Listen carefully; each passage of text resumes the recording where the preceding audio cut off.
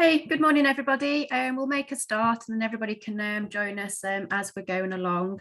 So let me introduce myself. My name's Verity. I'm the marketing manager for Workplace here at AlphaBiolabs. And thank you again for joining us this morning for our Why Every Business Should Have a Drug and Alcohol Policy. Before I pass you over to Barbara, who will be presenting today, I'll just have a quick run through the agenda for you and a couple of housekeeping bits. So today in the webinar, we'll be covering the impact of drug and alcohol misuse in the workplace, the reasons why a business needs a policy and the risks of not having one, what a policy should contain, how to implement it, and how it can affect your employees, and the importance of awareness training within the workplace. And then at the end, we'll hold a Q&A session where we'll try and get through all your questions. But if we don't manage to get through them all, we will actually answer them after the webinar and post them on our website and email them out, that link to you. So you will receive all the questions and answers covered today. Throughout the webinar, if you want to pop any questions into the Q&A function, and then we can go through them at the end. I'll also be running some polls during the webinar today, just to make it a bit more interactive. So if you could join in and answer those questions, that would be great. And then also at the end of the webinar, there's a very, very short survey. It's 4 questions, so it will literally take 2 minutes. If you don't mind just filling that in for us, that just helps us develop our webinars moving forward, and a chance for you to tell us what else you'd like us to cover in our webinars. If we have any technical issues, please pop them into the chat function and we'll try and sort those out as we go along, but hopefully everything will run smoothly today. So I'm going to start the session by kicking off with our opening poll. So simple question for the first one, simply, would you be able to recognise the signs and symptoms of substance misuse in your workplace currently? So I'm just going to launch that for everybody now. I'll give you a couple of minutes to answer that.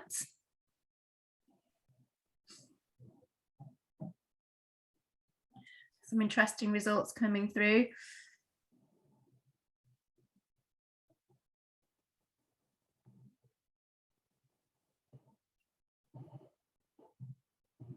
Okay, I'm going to share those results now so you can all see them, and so Barbara can see them as well before she starts.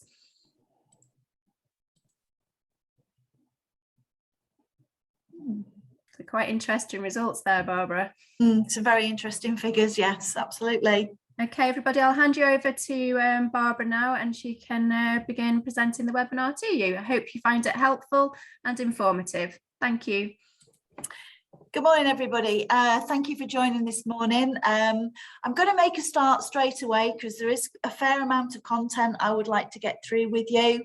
But again, as Verity has said, any questions, please just pop them through on the chat and we'll address them towards the end. If not, we will send everybody out the replies.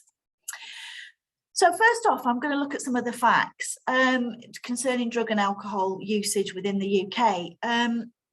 Let's face it, we've all had a really, really difficult couple of years with COVID, and now we're going through an economic crisis with cost of living rises. And it's quite often during these times that actually people turn to drug and alcohol as a coping mechanism, especially as those types of substances are readily available all over the place, basically. Just some interesting facts that I've come across for you, and I'm going to put this all into context when it comes to a workplace. A CIPD survey in August 2020 found that 27% of people surveyed had increased their alcohol consumption due to the pandemic.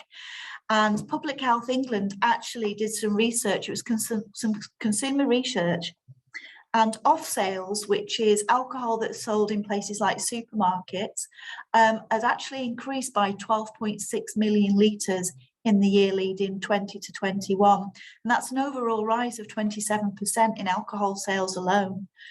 So let's have a look at some of the other facts. More than 9 million people in the UK drink more than the recommended daily limits. Really, there is no such thing as a daily limit. There is a weekly limit, which is 14 units. That is the guidelines. But as many as 20% of adults may be drinking more after those 3 lockdowns. As I said, that CIPD survey showed the increase in alcohol sales as well.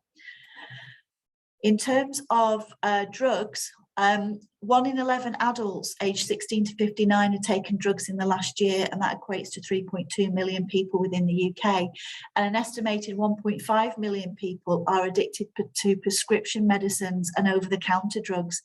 Now, there has been a massive rise in the use or misuse of prescription medicine. And what people sometimes don't realise, that actually prescription medicines are controlled drugs within the Misuse of Drugs Acts as well. Just to give you some indication of what that looks like, in the UK, there is something like 11.5 million prescriptions given to adults within the UK, and more than 26% of that population on one or more prescriptions. The most type of prescription medicines out there are things like antidepressants. That accounts for 7.3 million people within the population.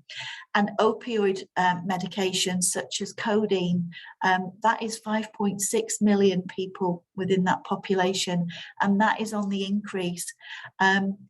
And sometimes when you talk about prescription medicine, it's great when prescription medicines provided by a GP, but as you'll see further on in the presentation, I'm going to talk about things how people can get prescription medicine from the street, from drug dealers from the street. Oops, sorry, I've just jumped. So who does that affect in the workplace? Well, alcohol and drug misuse does not discriminate within the workplace. I've highlighted some things on here just to show you that obviously drug and alcohol in society is out there, and your workplace reflects those society. There is that common misconception that drug users and alcoholics are outcast, antisocial people. They go out and commit criminal activities to support their addiction. Well, actually, in reality, the majority of people who abuse and misuse drugs and alcohol are actually employed and are working people. So your workplaces actually reflect our communities. And you can see some things on there, quite interesting actually, some of the industries with the most problems. Things like construction and mining on the left-hand side, people who work in the wholesale business. Then you have retail. Probably unsurprisingly there, you've got leisure and hospitality who are dealing with alcohol on a daily basis. And then you've got people that deal with maintenance and repairs. When it comes to drug use, you've got things like food preparation and serving. Again, you've got construction that factors really highly on there. Arts and design, sports and media, sales and maintenance and repairs there. So basically, it can absolutely affect anybody. We all have stressful jobs. Sometimes, you know, we end up taking more work on, so that stress level builds, and it's so easy to turn to alcohol or drugs as that coping mechanism. So to put that into some sort of context, what I'm going to show you now is some press articles, just to show you the type of people that actually have fallen foul of drug and alcohol misuse. So these are genuine press articles here. So on the far left-hand side, we've got an incident of a pilot arrested at Manchester Airport, basically just about to take off, flying his American Airlines aircraft to Philadelphia, full of passengers on there. Obviously, one of the crew members had highlighted the fact that he was under the influence of alcohol, and obviously the police entered the aircraft for the purposes of arresting him. You've also got then the banker who was in charge of the Co-op Bank. This person, Paul Flowers, as it's reported there, was in charge of £1.3 billion. And basically, he was charged with multiple drug offences concerning possession of cocaine and crystal meth and ketamine. Somebody in a very high-powered position. And what you will find as well, a lot of people that are in managerial positions can fall foul of drug and alcohol abuse just because of the daily stresses that they're under. Some other instances there, you've got the train driver goes through the North London train station, hits the barriers because basically he'd been using cocaine and had been using the cocaine on the day he'd been driving on the train full of passengers. A scary one on there for me really as well is the school minibus driver, full of school children, taking the kids on the daily run, but he's also under the influence of drugs with all those children on board. The last one there is quite an interesting one. it's headed Line of Duty. This is about a police officer who's got the name Nick Conn, and that is actually his name. He basically started taking drugs as soon as he passed out from the police training school. In fact, it was a night out. He got embroiled in some cocaine taking, and he eventually built up a £300 a day habit taking cocaine whilst functioning as a police officer, and ironically enough, arresting other people for drug dealing and drug taking. But all the time, he was hiding from his colleagues, doing everything to avoid detection. It got that bad for him. He actually ended up running drugs for an Albanian cartel, because as soon as they found out he was a police officer, obviously there was lots of things involved there where they basically, a bit of corruption and bribery was involved. He has now left the police service for obvious reasons, but it just goes to show that this, abuse is there and it can affect absolutely anybody. So what does this mean for yourselves as UK businesses? Well, I've already alluded to it really. The workplace itself can be a contributing factor in encouraging or increasing alcohol levels and drug levels because of those associated factors: long working hours, jobs with high physical demands, injuries that have happened in the workplace that require medication can be a contributing factor as well. Poor pay, job insecurity as well. We've all got, issues and worries about money and finances at the moment with all the increases. And also people that get left unsupervised in a workplace. So let's put a little bit more into context around workplaces. Up to 17 million working days are lost each year because of alcohol-related sickness. A third of employees have actually admitted to being at work with a hangover, and 15% have reported having been drunk at work. And that's really scary for me, especially if they're perhaps operating a piece of machinery at work. And 25% have said that drugs or alcohol have affected them at work in some way, not necessarily by them using it themselves, but other people using it, and that's had an impact on them as well. So the overall cost to you as employees is estimated at £1.7 billion. Now, these are estimated costs because obviously these are done off surveys, so the true cost really is actually unknown. So I've absolutely no doubt whatsoever, that those two figures will actually be higher.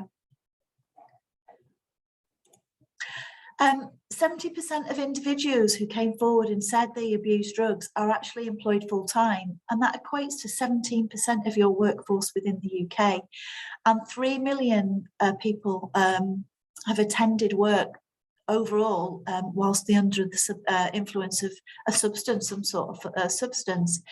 CIPD did a review in 2020 and stated that in the last 2 years alone, 25% of employees had been disciplined for alcohol, and 25% for drugs. People had been disciplined, and overall 20% of the workforce had actually been dismissed due to alcohol and drugs use. So basically, if an employee arrives at work with raised alcohol levels or under the influence of drugs, the impact to yourselves as a workplace is an increase in risk in accident and injuries. And obviously, the aim of a drug and alcohol policy is to reduce those accident and injury rates within the workplace. So some of those effects, like I say, I've just alluded to one, increase injuries and accident rates, basically. Interestingly enough, when you talk about insurance claims, the highest population that go to make insurance claims are people actually in a workplace setting because of workplace accidents. And those workplace accidents may not come about by their own negligence or something they've actually done, but it's the direct impact of what somebody else has done that's then gone on and caused them an injury. So those are the most substantial types of claims. Obviously, if somebody's abusing alcohol or drugs, there's a higher risk of increased absenteeism because they feel too hungover to come to work. Sometimes it might be as well that you have workers that are actually going through a period of some sort of rehabilitation, but they're too scared to approach you. And when it actually comes to their appointment, they'd rather go sick than actually owning up to the fact that they're actually seeking help for drug and alcohol abuse. And obviously there's an increased cost with absenteeism as well, because it might be that you actually have to have people to step in to fill the gap there. Loss of production, efficiency, concentration and focus. Concentration and focus obviously in turn turns to potential for accident and injuries in the workplace. But you've also got one there, theft from company or employee or colleagues. Quite often, bearing in mind that drugs and alcohol have to be bought and that costs money, you can see an increase in theft within the workplace. It might be that you see some low-level office equipment going missing, or it might be that there's an increase in reports of money going from other colleagues, from lockers, or coats or jackets that are left on the back of chairs. And obviously that sort of causes issues within the workplace. Poor decision making there, obviously this could be in any role. If you're a health and safety manager, you might be looking at a piece of equipment while you're signing off a particular process for that particular piece of equipment. It might be that you're under the influence of drugs or alcohol, and you might actually sign that policy off, not really concentrating about it, and actually introduce that to your workplace. And actually, it might not be safe what you've signed off, and that in turn could cause issues for your employees. Think about the banker I alluded to before. Millions, if not billions of pounds there they were in charge of, and that could have made some catastrophic mistakes signing off things for something for a monetary value. Increased safety risk to themselves and others. With drugs and alcohol, it reduces inhibitions. It does affect your concentration, as I mentioned before. So you can become a little bit lax in what you would do. You might not be absolutely sticking to everything that you need to do with a safety critical role, and you think, oh, I can't be bothered today. And it's all because of the effects of drugs and alcohol. You can also see some erratic workplace behaviours as well, which can increase the use of violence in the workplace. People tend to be a little bit more aggressive perhaps when they've had a drink, not in all instances, but what you'll find is that alcohol will mimic whatever state of mind somebody's in. So if somebody's depressed, somebody becomes more depressed. So if somebody's agitated, they actually become a little bit more agitated. And certainly with drugs, that can completely change somebody's personality, and they can do things that they wouldn't otherwise do. That in turn can lead to that conflict within the workplace, can even lead to sexual harassment and aggressive and abusive language, racial comments being made, and overall that can have a massive impact on your team morale as well. I spoke before about increased insurance claims, and I've come across something quite interesting actually fairly recently, which perhaps some people don't actually think about. I've come across a case recently where a company have an employee that is a forklift truck driver, and that is their role. They don't do anything else other than drive the forklift truck in the workplace. However, externally, this person in sort of like the public domain, his everyday life, has got himself a drug driving conviction. He's been caught with drugs while he's driving, and he's been charged and convicted at court. The employees have allowed him back into the workplace because it's happened outside. It's not happened in that workplace setting. But interestingly enough, when the workplace have applied for insurance, they've had to declare whether or not any of their staff who are actually working on operating machinery have any convictions for drugs or alcohol. And they've declared the fact that this person has. And the insurance company have actually now refused to insure them, because what they've said is you now identify a person who is risk to the business. Even though they've got the conviction externally outside of the workplace setting, that person has got a conviction for drugs whilst driving. So therefore they are a higher risk to you as a business now driving that forklift truck. The other thing as well, you can breach both criminal and civil law as well. And I'm going to come on to that later on in the presentation about some of the things that you can actually fall foul of as a business yourselves. This is not just about the individual taking the drugs, it's about the business setting. So you as managers, you as CEOs, you as team leaders, how you can actually all break civil law and criminal law. Obviously, when you've got drugs and alcohol, you've got a higher increased turnover of staff. It may be that you actually dismiss your employees, so therefore there's a training cost, recruitment cost there, not to mention the fact that you've just gone through a mammoth, perhaps disciplinary procedure that's taken your HR's focus from everyday HR in the business to just now solely focusing on the 1, 2 or 3 individuals in your workplace that may be breaching the rules with drug and alcohol. And overall, this is going to cost you financially. There's no two ways about this. This is going to have a financial impact to the workplace. So before I carry on, I'm now going to hand Verity over for the second poll. Thanks, Barbara. Thanks, everybody. Yeah, I'm just going to launch our second poll of the webinar now. Again, just a simple question, just to get an idea of what everybody does currently. So the question is, do you have a drug and alcohol policy currently in place in your workplace? Obviously, yes, no, or don't know is the answer. So I'll just launch that now and give you a couple of minutes to answer.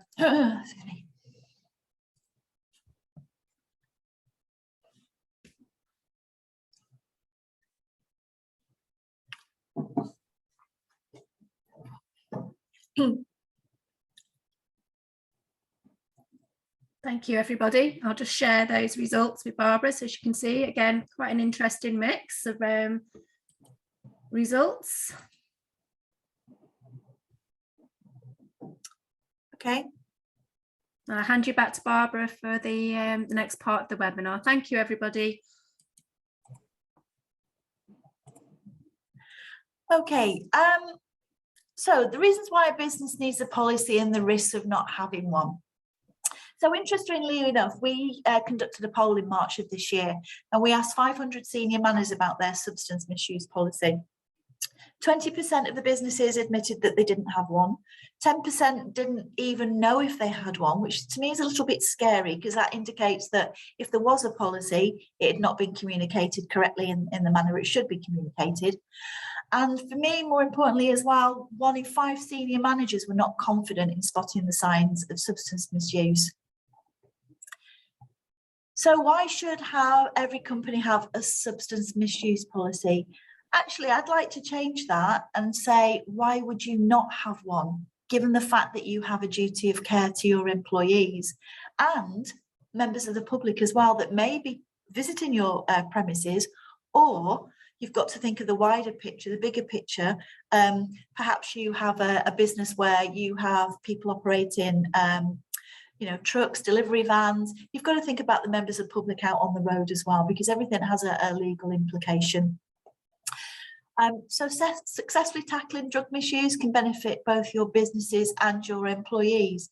The reason I say that is because it can lead to a more open environment where people are more inclined to discuss any issues that they have concerning drugs and alcohol. And when I talk about drugs, I'm not just talking about what you would consider to be a drug. Most people know drugs as things like cannabis and cocaine and heroin.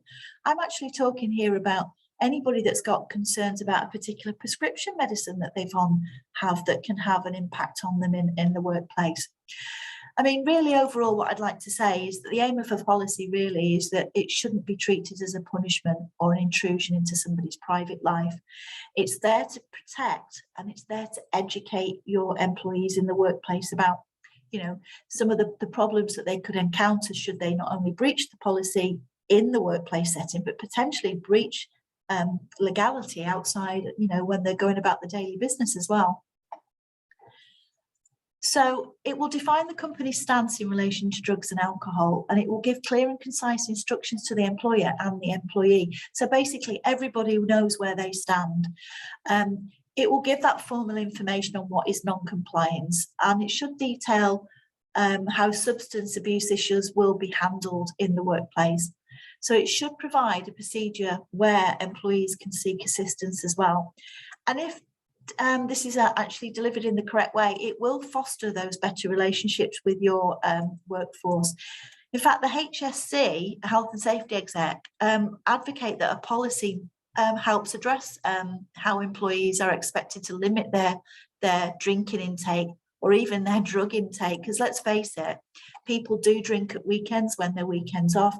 They do take drugs when their weekends off, but it's about that education piece to say, okay, what you do in your private life is what you do in your private life, but if you bring that into the workplace, That can have severe consequences on occasion.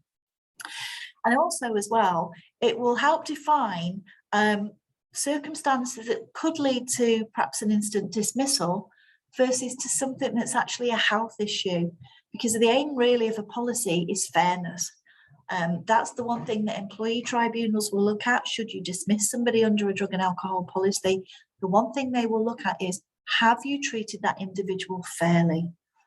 And quite often people do get caught out with that.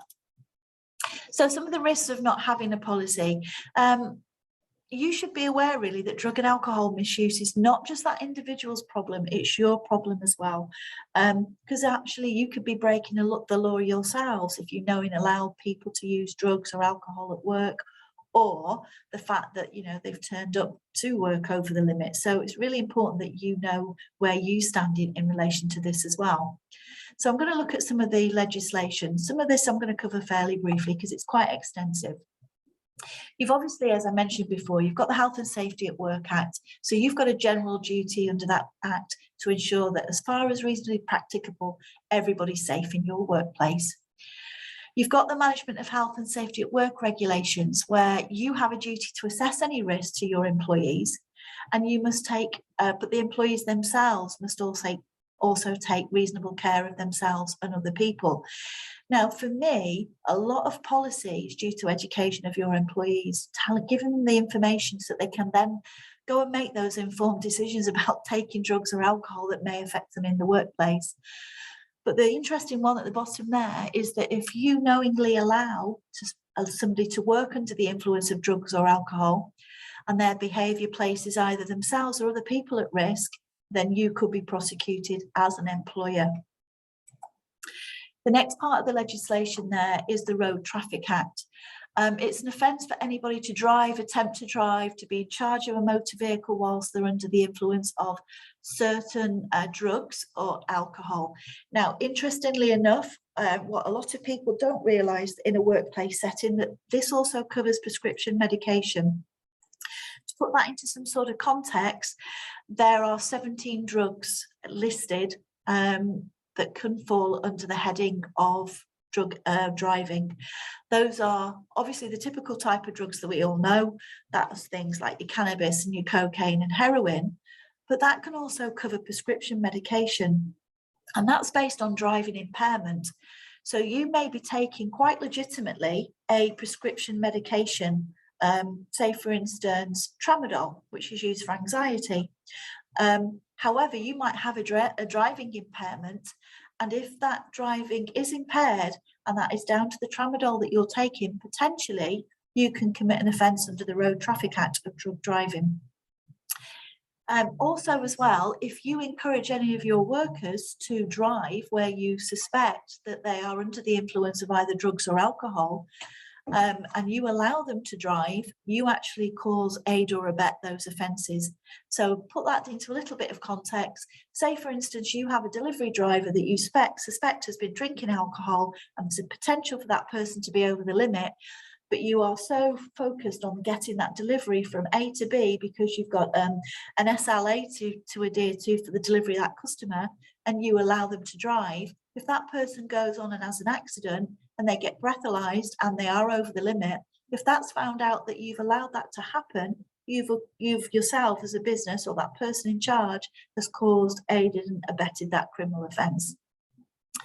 You've also got the Transport and Work Act. Obviously, certain industries are governed by certain other different types of legislation. This happens to be one. That's people like the railways and tramways and other guided transport systems. That's where there's high risk areas. You've also got the Misuse of Drugs Act as well, that apply equally to an individual, but to you as managers as well and owners of business premises. So the two sections that are covered there are that it's section 5, it's an offence to have a controlled substance in your possession, whether for personal use or intent to supply. And again, I'm just going to focus on prescription medicine because what people don't realise is medications such as opiates, which is something like codeine, which is a painkiller, is actually a Class B drug under the Misuse of Drugs Act. So if I give my prescribed medication to another person in the workplace, I have actually committed an offence now under the Misuse of Drugs Act of supplying a controlled B drug. Same thing like benzodiazepines, I might have diazepam for anxiety. Whilst I can use it, it's legitimate for me to use it and have it on my possession. But if I go and give that to somebody else, then I have now supplied a controlled drug which falls under the Criminal Act of the Misuse of Drugs Act. Section 8.1 is going to affect people that are business or occupiers or managers, because if you allow that activity to take place on your premises, whether it's the preparation or the supply of things like any opiate-based medication, including things as I just mentioned like codeine, or even if you allow people perhaps on their lunch break. Yeah, I'm aware of people smoking cannabis behind the bike sheds, but you turn a blind eye to it and that's found out. Actually, you commit an offence of allowing your premises to be used under that Misuse of Drugs Act. So what should a policy contain and how you should implement it? We're all curious characters. We all want to know why something needs to be done. So this is really important about how you need to communicate this out and what this policy should contain. It's a corporate formal document. It's no different than any other document that you have in your workplace, for example, your sickness and absence policy or your annual leave policy. It should contain reasons why there is a need for a policy. It could be that you want to put something in there that a risk assessment's been conducted and you've got high risk areas that have been identified. It could be that there has been an accident in the workplace that may have been down to drugs or alcohol, and you've put that in there. So you set the grounds of why there's a need for a policy. Obviously, you put the purpose of the policy in there. One of those purposes that you are encouraging a culture whereby people can actually come forward without fear of any stigma to discuss any issues that they've got, not only surrounding your illegal substances, but concerns surrounding prescription medicine as well. It might be that you have somebody that's getting treated for anxiety. They are on a medication that could cause some sort of impact within the workplace because it makes them drowsy or they're not concentrating properly with it. Really important there, who will that policy apply to? That is your decision to make about who does it apply to. Is it absolutely everybody in the business, or is it just job-specific roles within the business? The one thing I would say on that is be very mindful that you think of the bigger picture with this. If you solely focus on a particular area of your workforce, let's say people that are operating machinery, and you say we can do random testing or we can do testing if we've got suspicions, how would you deal with somebody that comes into work under the influence of drugs or alcohol that actually works in your office all day long, where there is no machinery other than a laptop? How do you deal with them if they're not actually within the confines of that policy? Contractors is a big one as well. If you do have contractors on site, that is also a consideration. How and when the policy will be implemented, make sure you set a real target date for this. Don't be wishy-washy, because there'll be less confidence in that policy if you think, I'll introduce it next week, but then don't. I'll introduce it the next week, but don't. They'll just think, well, why is everybody bothering? One thing I will say is when you implement a policy, it's really important that you have an amnesty period. And what we generally advise is a 4-week period when you say to your workforce, this is the policy. You introduce that policy, you communicate it out, and in there you say, we are now going to have a 4-week amnesty period that will allow you to come forward in the highest degree of confidence to speak to us about any issues that you have. And then set a clear defined target date for the go live. And the reasons for the testing, why are you testing them? There's many reasons you can test. Just a few examples: you can do pre-employment testing, you can do random testing where you might instigate a period of random testing periodically through the year, or you might even do that random testing once a month. You can do for-cause testing, which is where you've got a suspicion about drug or alcohol use, and you can also do post-incident where there's perhaps been a coming together or an accident in the workplace. You can do post-incident, And as I said, you can do a combination of any of those. It's entirely up to you what you do, as long as you've got an associated risk, you've identified a risk, and there is a justification for doing it. Moving swiftly on, testing methods and the collection methods. There are various testing methods out there. You know, you've got oral fluids, you've got urine tests, you've obviously got a breathalyzer for alcohol. Here at AlphaBiolabs, we operate a number of different devices. If you want some information about the devices, just please contact us. We're more than happy just to discuss it and talk you through the options that you have if you're looking at implementing a plan. The other one I would say as well is we do operate collectors. So it may be that you don't feel comfortable actually having another staff member testing another member of your workforce.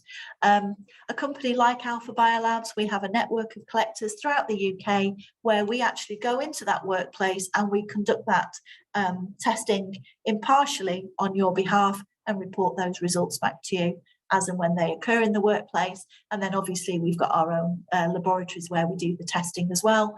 And again, we will do that testing and we'd send the results to you. Drugs types, one thing I would say with drugs types, when you're actually doing a policy, make due consideration to the types of drugs you're including in there. For instance, you don't necessarily have to restrict it to drugs under the Misuse of Drugs Act. So those are things like your cannabis, your cocaine, your heroin, ketamine, all those types of drugs. Consider the misuse of prescription medicine in there as well. Somebody misusing prescription medicine that actually might not have even been prescribed to them. It might be that they are taking it off of the co-workers, or actually they can actually be buying it off the street. So make sure that you include something about pharmaceutical medicines in there as well. You've also got something else to consider. There is another catchment of drugs called psychoactive substances. And without going into too many details again, it's things like spice, which is a synthetic cannabis. That comes under psychoactive substances. So make sure that you've got the right catchment of the things that you're trying to detect and deter in your workplace. Tolerance levels, really important with tolerance levels. So let's say, for example, the drink driving legislation. That's currently set at 35 micrograms in 100 millilitres of breath. But you can set your policy at any figure you want. Zero tolerance is really a good level because there is no leeway there. I would say be mindful of setting it at a higher limit, because what you're actually doing inadvertently is encouraging somebody to drink or be to that limit when they're actually coming into the workplace. I've seen recently a policy set at 30. That is not far removed from the drink driving legislation. That means that somebody's got that level of alcohol in their system when they're actually coming into your workplace. So they could be a risk, but you're setting the standard there at 30. Personally, if it was me, I'd set it at 0, because 0 is the best limit, really. Results, negative and non-negative, that should be the process of what happens next in terms of that. So when we talk about negative, that is a negative show in a breathalyzer or a negative show perhaps on an oral fluid or a urine device. Non-negative, that is mostly the terminology used when somebody gets a non-negative result. So that's a show in perhaps one of these devices. What are those next steps? Again, that is something that AlphaBiolabs can talk you through, because when we deal with things like this, we go through a strict chain of custody that involves the collection form, the collection methods that we use. We can actually come into your premises and train staff to do this chain of custody. And this chain of custody is actually legally defensible to yourselves as well. So if that was to go to a tribunal, as long as all those steps have been taken, people have been trained properly to take these samples, it is all legally defensible. Big one there is your HR outcomes. What are you going to do? What does that look like? As I said, the aim of this is fairness. It's not necessarily the aim to kick people out the front door as soon as they breach this policy, because this may be a one-off event. It may be, christenings, for example, just as an example, happen on a Sunday. People will drink at a christening. People may not realise that they've still got alcohol in their system when they come to work on a Monday morning, and they get selected to do a test, and lo and behold, they fail the alcohol test or even the drugs test. Does that mean you're actually going to kick them out the door straight away? Or are you going to get involved in why they've taken the drug, why they've taken the alcohol, what support is available to them in terms of, is there an employee awareness program that you can put them through? What does that rehabilitation look like? One thing I will mention as well, just very, very quickly, the Equality Act as well. Drugs and alcohol abuse and misuse, if I was dependent on drugs or alcohol, are not actually protective characteristics. However, if the cause of me using drugs or alcohol is a protective characteristics, then that technically can fall under that umbrella as one big thing. So just be mindful of your HR that it stands up to scrutiny should it go to a tribunal. Whoops, sorry, I've just gone through it as an extra slide there. So what concerns do you have? The big one on there, suspicion and lack of trust. CIPD research will say that obviously if people think they're under excessive surveillance, they tend to have a more negative attitude. A lot of that is to do with communication. If you don't communicate it out correctly, people are suspicious. One thing I found going into workplaces is I've sort of taken the sting out of the tail, if you like, when people have implemented a drug and alcohol policy, and then I've gone in and done management awareness or employee awareness. Everybody at the end of those sessions know exactly where they stand, so they're less suspicious of the policy. The wary of the testing, a lot of the time I've gone into actual businesses and done some of that testing. The first thing I get asked is, I don't like needles, you're not taking blood, are you? Well, if that's in your policy about your testing methods, that will allay some of that suspicion and fear. Lots of myths are sounding, drugs and alcohol testing, how you can avoid it, and we address myths as well. One thing there's the big one really is that it interferes with your private life. That is not the intention. And again, that should be communicated in the policy that it's not your intention to do that. But it's your intention to equip people with sufficient information that they can make those informed decisions when they are drinking or if they are taking drugs, and how that can implement the workplace the day after. Loss of jobs, we've talked about that. This isn't necessarily about dismissing people on the spot, and it's reassuring people that there will be a support mechanism there. And not feeling confident in seeking support. Again, if this is communicated in the right message manner, there should be a clear message there to say, if you come to us, it will be treated in confidence and we will actually help you. So that's a really big message there. Some suggestions on how to implement this. From the get-go, what I would say is establish some sort of working party.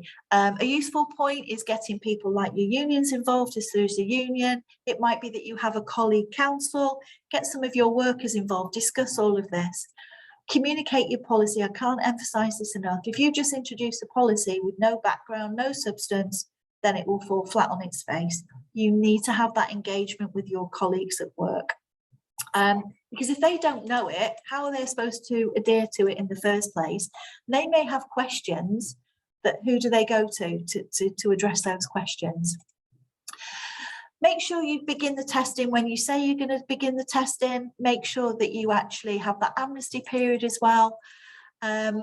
Make sure that you monitor your results. Have a look at what your results are yielding. Have you suddenly realised that you've got a lot of abuse in the workplace? Has there been a reduction of drug and alcohol abuse in the workplace since you've introduced the policy? There's so many ways that you can monitor the results. And again, if you wanted more advice on what you could do, then a company like AlphaBiolabs can help you in that.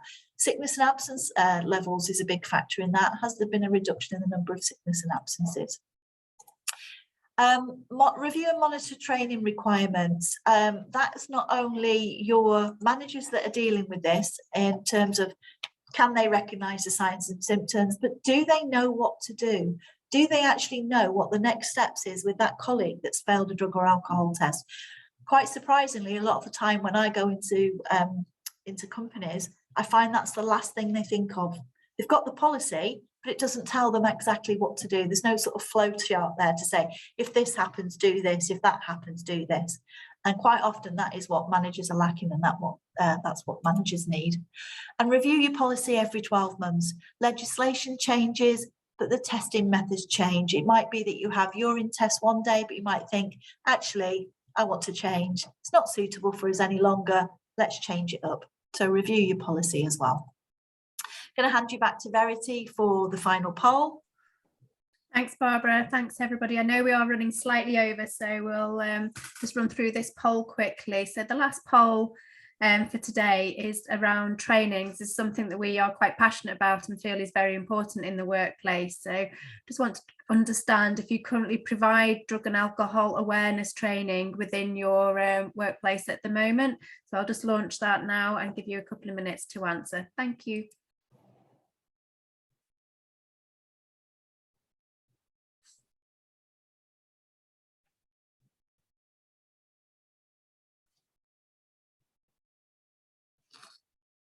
Thank you, everybody. I'll just share those results now. Quite interesting, really very high on the no side. So that's interesting, Barbara. It is for me. Obviously, I'm going to come across fairly passionate about this. I am passionate about it. I can speak from experience in terms of what I've seen in an outside setting due to my sort of like my previous employment, about how quickly people can fall foul of drugs and alcohol. For me, if you don't give your employees the awareness and that education of how they can fall foul of things like the Health and Safety Act, things like the criminal legislation, like the drug driving in particular as well, surrounding things like prescription medicine, if you don't give them that awareness and they haven't got that information, how are they going to understand any of this? The CIPD in 2020 did a survey and said that few people had employee awareness. Only 33% of employees had formally been told about drug and alcohol and the impacts in the workplace and how that can affect them, not only in the workplace, but actually externally as well. So some of the things that we do with employee awareness, and this is tailor-made to what you want. We can say, this is what we can do, but ultimately, if you were to come to AlphaBiolabs and say, we want some employee awareness training, you could say, we want this, this, and this, and that's what we would deliver on. So, as I said, it's really good for introducing the policy as well, because not only do I, or if I was to come into your workplace, I would talk to the employees about their policy, picking out all the key points that they needed to be aware of, so that they've got that understanding. So it takes some of that away from yourselves as well. I talk about how drugs can impact them in the workplace, not only while they're in work, but if they are, say, for instance, a delivery driver using drugs and alcohol, how that could impact them externally in breaches of criminal law. Big one there, signs and symptoms. That's not just about recognising signs and symptoms in themselves as well, but about how to recognise the signs and symptoms in other employees. I also talk about the rights of the employees themselves, about actually they can refuse the test, but what does that mean for them? And again, that reverts back to, well, your policy will kick in basically. I talk about the company's responsibility, what responsibilities you have to them employees. And also as well, I educate them that if you use drugs in the workplace, you can make your employer vulnerable to certain legislations as well. Really importantly there, how that breach of the policy be dealt with. That's the one thing that people need to know. And sometimes policies can be quite wordy and some people don't necessarily have that full understanding of what it means. So again, it's about talking them through that policy. And also part of that is what counselling and support is available to them, and giving them the confidence in the policy. As I said, this is not a punishment. Giving them the confidence to understand that as well. One thing I come across a lot is actually management don't necessarily understand the company policies, particularly people sort of like team leaders, managers that are looking after shifts. They're not fully conversant with that policy themselves. Again, it's about that education. Again, similar things to the one previously, but we can also talk about those most commonly used drugs. I have a very nice sort of drugs box that I bring into workplaces to show them some of the things that are out there. They are synthetic, I must add that. They're not the real thing, but they are as near as you can actually get. You know, things that you can recognise, hiding places, where are you likely to find drugs, what should you be looking for? Focus quite heavily as well on legislation, because you can fall foul of it as a business very, very quickly if you're not aware to the drug and alcohol that's being used in your business setting. I talk about the various methods of sample collection and chain of custody, go through the forms, show them the equipment, let people have a play on the equipment. I do that as well with employees to take some of the sting out of the tail when that policy is introduced. They know what to expect in that workplace setting. Talk about what action to be taken, what steps need to be followed in that policy, how to effectively deal with any disclosure of information. If people come forward and say they're on medication or drugs or alcohol, this is sensitive personal data under GDPR, your data protection. And I also give them information about where they can encourage other colleagues to go to. So again, this is all tailor-made. Each one of those is basically what a business wants. You can have all of it, or you can have 2 sections of it, or if there's something that's not included in any of these things, we can include it for you. But I can't emphasize enough really that awareness is key to your policy landing in the correct manner. It goes a massive way to ensuring your policy is communicated correctly. I'm going to pass you back over to Verity. I'm very sorry to hold you up for the last few minutes, but I'll just press on now with Verity. Thanks, Barbara. Now, we have had lots and lots of questions through, which is fantastic, and some really great ones, but we have run over time. So if it's okay with everybody, we'll take those offline. Barbara will write very comprehensive answers to all of them, and then we'll get those emailed out to you. You will have the email tomorrow morning, which will have a link to this webinar, so you can watch again if you wish, or share it with somebody else if you think they'll benefit from watching it, and also the answers to all the questions. Thank you for posting those, because there's been some fantastic questions come through. Just to wrap up, just to let you know a couple of key things that we've been mentioning today. So policy creation and review. Actually, if you've got a policy in place but you don't think it's working, or you've heard things today that you think, actually that's not in our policy, we can review that for you, or we can actually create a policy for you. And obviously the awareness trainings, which we both feel and the company feels, is very, very important for workplace, and it really does help embed your policy. We're offering 20% off those key things throughout July. All you need to do is quote the code AWPT20 and you'll receive your 20% off. Please do contact the workplace team if you've got any questions about any of their policy or awareness training. The team is on hand to offer a tailored solution that works for your business, and they will bespoke the training and the policy reviews, etc., to make it work for you, as well as our drug and alcohol testing solutions. So that's our details there. We'll let you get on with your day now, the glorious day that it is, and I hope you have a fantastic day. And please just take 2 minutes to fill the survey in, just so we can know how we've done today and what we can improve on and what we can speak about next time, which will help you as well. So thank you again, everybody, for joining us, and have a great day. Thank you. Thank you. Bye-bye.